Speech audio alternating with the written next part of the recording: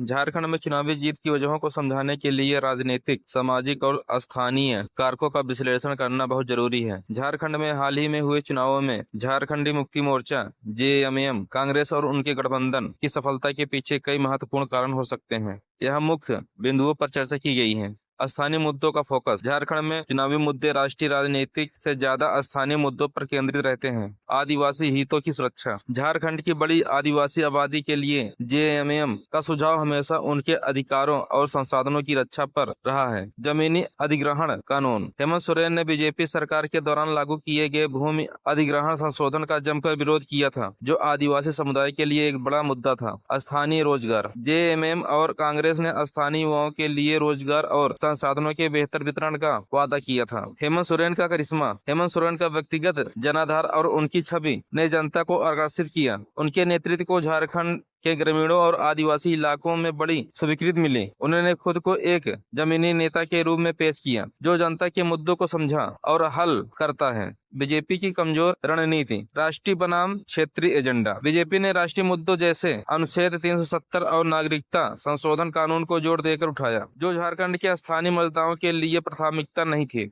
आंतरिक गुटबाजी। झारखंड में बीजेपी के भीतर गुटबाजी ने पार्टी को नुकसान पहुंचाया। रघुबर दास की अलोकप्रियता। पूर्व मुख्यमंत्री रघुबर दास की नीतियां और कामकाज कई वर्गों में अलोकप्रिय थी, खासकर आदिवासियों और ग्रामीणों में। गठबंधन की एकजुटता। जेएमएम और कांग्रेस, राष्ट्रीय जनता दल आरजेडी के गठबंधन ने प्रभावी तरीके से वोटों का ध्रुवीकरण किया। यह गठबंधन आदिवासी, दलित, मुस्लिम और पिछड़े वर्गों के वोटों को एकजुट करने में सफल रहा। बीजेपी के खिलाफ एंटी एकाम्बवेसी लहर का फायदा इस गठबंधन को मिला। महिला सशक्तिकरण और रोजगार के वादे ने महिला मतदाताओं का ध्यान खींचा। युवा मतदाताओं को रोजगार और शिक्षा के मुद्दों पर गठबंधन ने बीजेपी से बेहतर तरीके से जोड़ा। सामाजिक समीकरण। झारखंड की नीतियां और सामाजिक समीकरण महत्वपूर्ण भूमिका निभाते हैं। जेएमएम ने आदिवासियों और ओबीसी के समर्थन को मजबूत बनाए रखा। इसके साथ ही मुस्लिम समुदाय का झुकाव भी इस गठबंधन की ओर रहा। माहौल और प्रचार रणनीति। हेमंत सोरेन और गठबंधन दलों के जमीनी स्तर पर प्रचार किया, जबकि बीजेपी का प्रचार ज्यादा हाई प्रोफाइल रहा। स्थानीय भाषा और मुद्दों को प्राथमिकता देते हुए जेएमएम और कांग्रेस ने सीधे जनता से जुड़ने की कोशिश की। आर्थिक और सामाजिक नीतियाँ। सोरेन सरकार ने पेंशन योजना, छात्रवृत्ति और आर्थिक सहायता कार्यक्रमों के जरिए जनता का भरोसा जीता। बीजेपी पर सरकारी संसाधनों का पर्याप्त उपयोग न करने और निजीकरण का उपयोग लगाया गया, जिसमें ग्रामीण जनता में असंतोष था। झारखंड की मुख्य जीत का कारण गठबंधन की सटीक रणनीति, हेमंत सोरेन का मजबूत